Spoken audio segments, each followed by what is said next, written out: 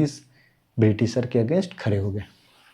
तो कोल्हापुरी और संतावादी किस एरिया में, मुंबई में या फिर महाराष्ट्र वाले एरिया में? प्रॉब्लम था गडकरीज का। चलो आगे चलते हैं। Wahhabi movement very important. Wahhabi movement 1820 हुआ था। इसमें उतना नहीं याद करना है, कोल्हापुरी और संतावादी महाराष्ट्र, ठीक है, गडकरीज, बस हो गया। वहाबी मूवमेंट 1820, ठीक है। वहाबी मूवमेंट वेरी इंपॉर्टेंट है, इसे हम ध्यान से देखेंगे। The Wahhabi movement was essentially an Islamic revivalist movement, ठीक है, इस्लामिक रिवाइवलिस्ट मूवमेंट था, इस्लाम को रिवाइव करना था। Founded by Syed Ahmad of Rae Bareli. ये इंपॉर्टेंट है कि वहाबी मूवमेंट को कौन फाउंड किए थे, किसके अंडर? सैयद अहमद ऑफ राय बरेली। राय बरेली वाले सैयद अहमद जी के अंडर वहाबी मूवमेंट हो रहा था। उसके बाद who were inspired by the teaching of Abdul Wahab. अब सैयद अहमद ऑफ राय बरेली जो थे, ये अब्दुल वहाब के टीचिंग से इंस्पायर्ड थे। ये अब्दुल वहाब कौन है? ये सऊदी अरेबिया के थे। Teaching of Abdul Wahab of Saudi Arabia and Shah Waliullah of Delhi. Syed Ahmad Rae Bareli ये किससे इंस्पायर्ड थे? ये सऊदी अरेबिया के अब्दुल वहाब से। इन्हीं के ऊपर वहाबी मूवमेंट नाम रखा गया, आई थिंक, ठीक है, वहाब जी के ही ऊपर। और शाह वलीउल्लाह दिल्ली वाले। Syed Ahmad condemn the western influence on Islam, ठीक, इस्लाम के ऊपर जो वेस्टर्न लोगों का, वेस्ट मतलब वर्ल्ड है ना, तो वर्ल्ड, वेस्टर्न वर्ल्ड जब आई इंडिया तो उनका इन्फ्लुएंस होने लगा। तो सैयद अहमद ने उसे नाराज़गी वो की कि भाई इस्लाम के ऊपर वेस्टर्न इन्फ्लुएंस नहीं आना चाहिए। And advocated a return to pure Islam and society at it was the Arabia of फॉस्फोट प्रॉफिट टाइम, ठीक। सैयद अहमद ने वेस्टर्न इन्फ्लुएंस को कंडेम किया कि ये नहीं होना चाहिए, वेस्टर्न के इन्फ्लुएंस में इस्लाम नहीं आना चाहिए, इस्लाम प्योर रहना चाहिए, ठीक है, किसी बाहरी लोगों के इन्फ्लुएंस में नहीं आए इस्लाम, ठीक। और जो हमारा सोसाइटी है, and society as it was in Arabia of the prophet, और जैसा सोसाइटी अभी है वो कैसा होना चाहिए, जो प्रोफेट जी के टाइम पे अरेबिया में सोसाइटी था वैसा ही होना चाहिए, ठीक। Syed Ahmad was acclaimed as the desired leader. Syed Ahmad of Rae Bareli को लीडर माना गया। एक country wide organization with an elaborate secret code, a country-wide organization with an elaborate secret code for its working under the spiritual vice-regent Khalifa was set up. Sithana in the northwestern tribal belt was chosen as the base for operation. चलो अब देखते हैं। पूरे country में ये organisation फैली, ठीक। कौन सी ऑर्गेनाइजेशन? जो सैयद अहमद ऑफ राय बरेली वाले बनाए। इनका क्या कहना था कि हम इस्लाम को बचाएंगे, वेस्टर्न इन्फ्लुएंस में आने से हम इस्लाम को बचाएंगे, ठीक है। तो इनका लीडर जो थे सैयद अहमद, इन्होंने सेंटर माना सिताना को, ठीक है, कि सिताना हमारा सेंटर रहेगा फॉर आवर, जो भी हम लोग करना चाह रहे हैं, इस्लाम को बचाना चाह रहे हैं, तो इसका सेंटर कहाँ रहेगा? सिताना, ठीक है। In India it's important centre was Patna. India में इसका वेरी इंपॉर्टेंट सेंटर था पटना में। Though it had its mission in Hyderabad, Madras, Bengal, UP and Bombay. अलग अलग जगह में भी इसका मिशन चल रहा था। क्यों मिशन क्या था? इस्लाम को बचाना। किससे? वेस्टर्न इन्फ्लुएंस से, कि वेस्टर्न लोगों के इन्फ्लुएंस में ना आ जाए, ठीक है। तो इसका सेंटर हैदराबाद, मद्रास, बंगाल, यूपी, बॉम्बे में भी था, बट पटना वेरी इंपॉर्टेंट, ठीक है। उसके बाद सिताना इसका मेन सेंटर था। सिंस दर उल हर्ब was to be converted into दर उल इस्लाम, दर उल हर्ब को हम कन्वर्ट करेंगे किस में? दर उल इस्लाम में, ठीक है। ए जिहाद war declare against the Sikh kingdom of Punjab. दर उल हर्ब क्या होता है पहले ये देखेंगे। दर उल हर्ब होता है territory of war and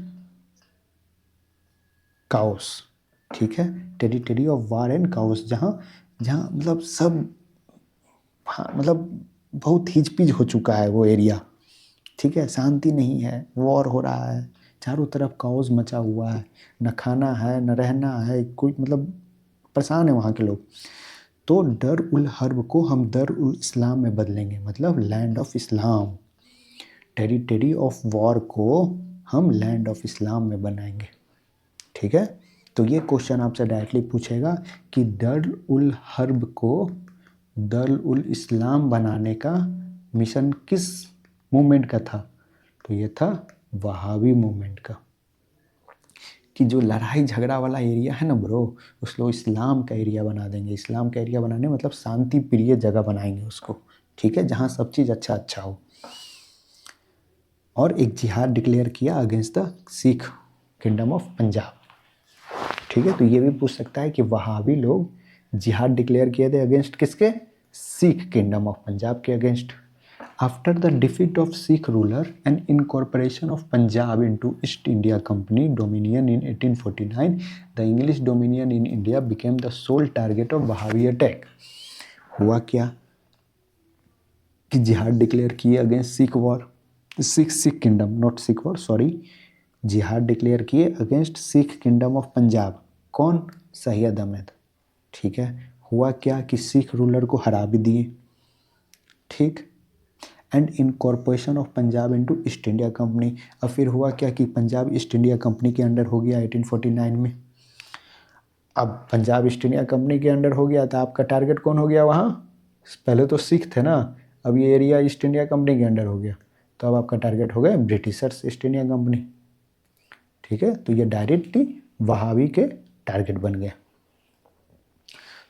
Wahhabi movement के ऊपर एक बुक लिखा गया है, W हंटर ने लिखा है, ये इंडियन मुसलमान्स, वेरी इंपॉर्टेंट है ये, काफ़ी बार इसे एग्जाम में पूछा जाता है।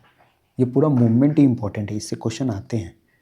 ठीक है, तो W हंटर जी ने एक बुक लिखा है इंडियन मुसलमान्स, ये वहाबी मूवमेंट को रिप्रेजेंट करता है। ठीक है, एक और बुक हम लोगों ने पढ़ा आनंद मठ, ये किस रिवोल्ट को करता है? सन्यासी रिवोल्ट। सबसे फर्स्ट वाला जो हम लोगों ने पढ़ा था, इसी को बोलते हैं फ़कीर रिविलियन, याद आया? वॉरेन हेस्टिंग थे, याद आया? आनंद मठ लिखे थे कौन? बंकिम चंद्र चट्टोपाध्याय, ध्यान आ रहा है? फिर एक चीज़ और, सन्यासी रिवोल्ट में कौन कौन थे? मूसा शाह, मंजूम शाह, चिराग अली, देवी चंदुरानी और भवानी पाठक, ये लोग एक्टिव थे। देवी चंदुरानी के बारे में हम लोगों ने क्या पढ़ा कि ये पहली, मतलब देखा गया है कि first women, as a first women जो ब्रिटिशर्स के अगेंस्ट आई, देवी चंदुरानी। चलो, तो दूसरा बुक हम लोगों ने पढ़ा है इंडियन मुसलमान्स, W हंटर ने लिखा है वहाबी मूवमेंट के लिए, ये हो गया 1820 में। इसके पहले हम लोगों ने क्या देखा था? इसके पहले एक बार हम लोगों ने देखा था PACS of Orissa, Paika revolution कहाँ? उड़ीसा में, 1817 में।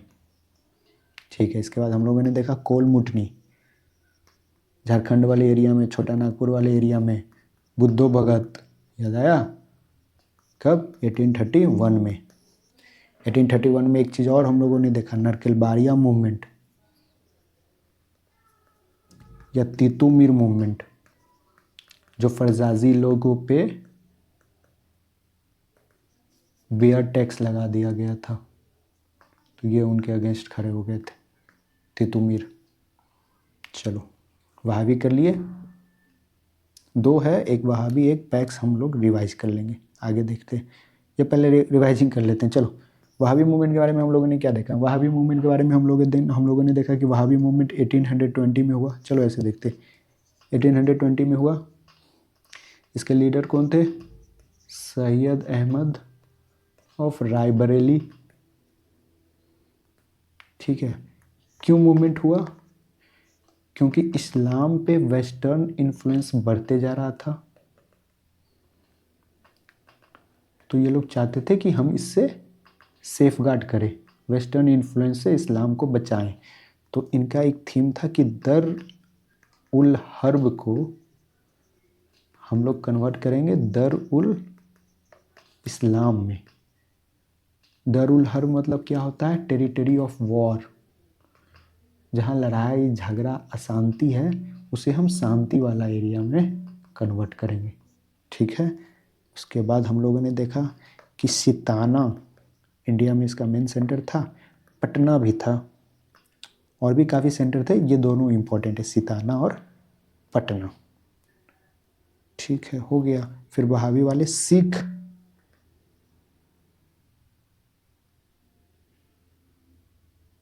हाँ, सिख किंगडम जो था पंजाब में, उनके अगेंस्ट इन्होंने जिहाद घोषित किया, जिहाद अनाउंस किया। ठीक है। फिर बाद में जब पंजाब ब्रिटिशर्स के अगेंस्ट, ब्रिटिशर्स के अंडर आ गया पंजाब वाला एरिया, तो बहावी का डायरेक्ट इनिमी कौन हो गया? ब्रिटिश। ठीक है, बस इतना ही किए। सैयद अहमद ऑफ रायबरेली। ठीक है। इनका लीडर वीडर कहाँ से ये वो थे उतना इम्पोर्टेंट नहीं है। बहाव पहले से, अब्दुल बहाव, नाम भी बहावी, तो आप ले सकते हो कि अब्दुल बहाव से ये इन्फ्लुएंस हुए होंगे सैयद अहमद ऑफ रायबरेली वाले। एक बुक और है W हंटर जी का, इंडियन मुसलमान्स, ये हम देख लिए। आगे चलते हैं, Ho and Munda uprising. Ho and Munda uprising, the Raja of Parahat, इसमें दो है, एक तो हो मूवमेंट, और यही हो मूवमेंट के साथ बाद में मुंडा मूवमेंट भी मिल गया था। ठीक है, तो ये दोनों साथ में ही लिया जाता है। फिर हो मूवमेंट हुआ 1820 में, लेकिन मुंडा हुआ 1899 में। ठीक है, ये दोनों साथ में चलते आ रहा था, तो बाद में मुंडा वाले भी हो अपराइजिंग को ज्वाइन कर लिए थे। The Raja of Parahat organize his Ho tribe. Ho क्या है? ट्राइब है। ट्राइब के बारे में देख लेते हैं। पैक्स ट्राइब कहाँ के? उड़ीसा के। हो ट्राइब कहाँ के? हो ट्राइब कहाँ के ब्रो? ये भी झारखंड वाले एरिया के। मुंडा कहाँ के? ये भी झारखंड वाले एरिया में। एक ट्राइब हम लोगों ने और पढ़ा है, ध्यान नहीं आ रहा है, एक कोल ट्राइब, कोल मुटनी में कोल ट्राइब, ये भी झारखंड में। चलो, तो Raja of Parahat organize his whole tribe, Raja of Parahat organize his whole tribe to revolt against the occupation of Singhbhum in Jharkhand. Singhbhum कहाँ है? झारखंड में। रांची कहाँ है? झारखंड में। छोटा नागपुर प्लेटू कहाँ है? झारखंड में। तो ये ध्यान रखना है, सिंहभूम वाले एरिया में हो अपराइजिंग हुआ था। The Raja of Parahat organize his Ho tribe, राजा जो परहट के राजा थे, ये हो ट्राइब को ऑर्गेनाइज किए to revolt against the occupation of Singhbhum. Singhbhum में जो भी हैं उसके अगेंस्ट इन्होंने रिवोल्ट करवाया। ठीक है। द रिवोल्ट कंटिन्यूड टिल 1827, 1827 तक रिवोल्ट चला। When the Ho tribe were forced to submit, जब तक हो ट्राइब को हरा न दिया गया तब तक हो ट्राइब ने रिवोल्ट करते रहा। तो 1827 में हो ट्राइब को सप्रेस कर दिया गया। हाउएवर 1831 में फिर क्या हुआ? They again organize a rebellion joined by Munda. 1831 में मुंडाज, अब देखो, ये तो सप्रेस कर दिए गए हो, अब ये उतने मोटिवेटेड थे नहीं। ठीक है, मैन पावर भी कम था, लोग भी कम होंगे, हरा दिया गया तो डिमोटिवेटेड भी थे। तो मुंडा जब इन्हें ज्वाइन किए 1831 में, तो इनके अंदर नई एनर्जी आई और इन लोगों ने फिर से 1831 में रिवोल्ट कर डाला। ठीक है। To protest against newly introduce farming revenue policy. क्या रीजन था रिवोल्ट करने का? कि नया जो आपका लैंड रेवेन्यू पॉलिसी आया है उसके अगेंस्ट हम लोग रिवोल्ट करेंगे। ठीक है। अभी तक क्या देखा? अभी तक देखा कि हो ट्राइब रिवोल्ट कर दी है अगेंस्ट ब्रिटिशर्स इन सिंहभूम। सिंहभूम कहाँ है? झारखंड। इन्हें सरप्रेस कर दिया गया। ठीक है, हरा दिया गया बिल्कुल। फिर 1831 में मुंडाज इनको ज्वाइन किए, तो नई एनर्जी के साथ इन लोगों ने फिर से रिवोल्ट किया। इस बार रीजन है लैंड रेवेन्यू पॉलिसी को लेके, कि आपका लैंड रेवेन्यू पॉलिसी बहुत सप्रेसिव है। सप्रेसिव था भी भाई, इतना टैक्स, इतना प्रॉब्लम था ना कि क्रॉप्स भी आपको उन्हीं से पूछ के लगाना है, मनी लेंडर से आप परेशान हो, टैक्स देते देते परेशान हो, ज़मींदार से आप परेशान हो, ठीक है। तो इस रीज़न से ये लोगों ने रिवोल्ट किया। 1899-1900 में क्या हुआ, 1899 में the Mundas in the region south of Ranchi rose under Birsa Munda, ठीक है। मुंडा बिरसा मुंडा के against, sorry not against, Birsa Munda के लीडरशिप में मुंडाज ने रिवोल्ट किया, ठीक। इसको बोला गया है the Ulgulan, the Ulgulan movement भी मुंडा रिवोल्ट को बोला जाता है। Munda revolt is also known as Ulgulan revolt, Ulgulan movement. तो मुंडा रिवोल्ट न लिख के उलगुलान मूवमेंट लिख दे तो हड़बड़ाना नहीं है, वो मुंडा रिवोल्ट के बारे में ही बात कर रहा है। The Ulgulan was one of the most significant tribal uprising in the period of 1860 से 1920।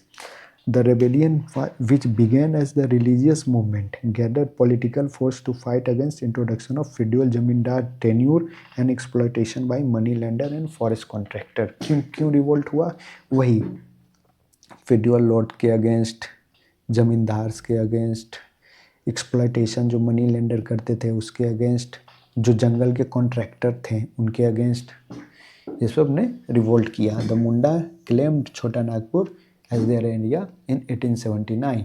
मुंडाज लोग क्या किए, फाइनली छोटा नागपुर प्लेटू, छोटा नागपुर वाले एरिया को इन्होंने क्लेम किया कि हमारा एरिया है, ठीक है। तो ये हम देख लिए हो और मुंडा।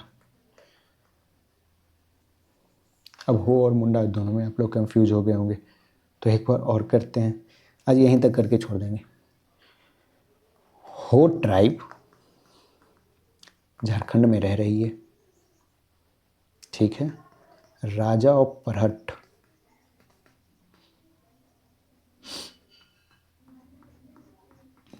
हो ट्राइब से रिवोल्ट करवाएं,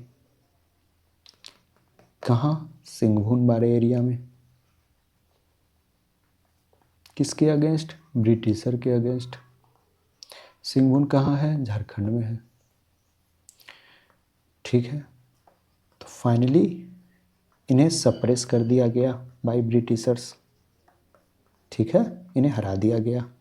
1831 में मुंडा इनको ज्वाइन करते हैं, हो को, न्यू एनर्जी के साथ ये लोग फिर से रिवोल्ट करते हैं। इस बार रीज़न है land revenue policy, the oppressive land revenue policy के अगेंस्ट इन्होंने मुंडास के साथ नई एनर्जी के साथ रिवोल्ट किया। बस इतना जानना है।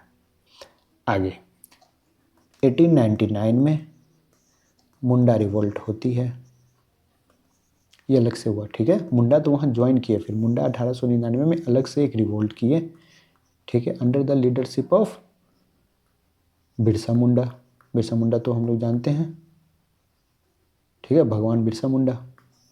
1899 में ज्वाइन किया, 1899 में रिवोल्ट किया, ठीक है। क्यों, वही ज़मींदारी वाला प्रॉब्लम था, ज़मींदार परेशान करते थे, टैक्स काफ़ी था, मनी लेंडर्स ऑपरेसिव थे, जो जंगल में कॉन्ट्रैक्टर थे, फॉरेस्ट कॉन्ट्रैक्टर, वो इनका वो ज़मीन कब्जा करके वहाँ जंगल काट दे रहे थे। अब बिरसा मुंडा ट्राइब है bro, sorry not Birsa Munda, Mundas लोग ट्राइब है, ये जंगल में फॉरेस्ट वाले एरिया में रह रहे हैं, इनका सब चीज़ रहना खाना, इनका वो लाइफ वहीं था फॉरेस्ट में ही, और कॉन्ट्रैक्टर फॉरेस्ट काट रहे थे, तो ये एक प्रॉब्लम।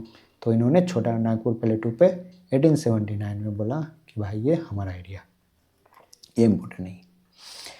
तो इसमें ध्यान क्या रखना है, इसमें ध्यान रखना है ब्रो कि हो ट्राइब राजाओं परहट के अंडर काम की, फिर मुंडाज हुआ 1899 में बिरसा मुंडा के लीडरशिप में रांची वाले एरिया में, ठीक है, ये वो हुआ। तो अभी तक हम लोगों ने ये कर लिया, यहाँ तक क्या क्या कर लिया है एक बार पढ़ लेते हैं। सन्यासी रिवोल्ट कर लिया, चुआर अपराइजिंग कर लिया, तितुमीर मूवमेंट कर लिया, कोल मुटनी कर लिया, पैका रेवेलियन हो गया उड़ीसा वाला, कोला और शताब्दी नहीं सावंतवदी रिवोल्ट ये कर लिया, जिसमें गडकरी लोग थे, ठीक है, मिलिट्री में थे, अनएम्प्लॉय हो गए। फिर बहावी मूवमेंट 1820 में कर लिया, ठीक है, उसके बाद हो और मुंडा भी हम लोगों ने कर लिया। अगली क्लास से करेंगे खांसी। ठीक है, तब तक के लिए बाय एंड टेक केयर। याद करने वाला चैप्टर है ये, ठीक है, मेमोराइज करने वाला। इतने बार हम लोग इसको कर लेंगे ना कि बार बार कि ये ऑटोमेटिक याद हो जाए। ठीक है, चलो।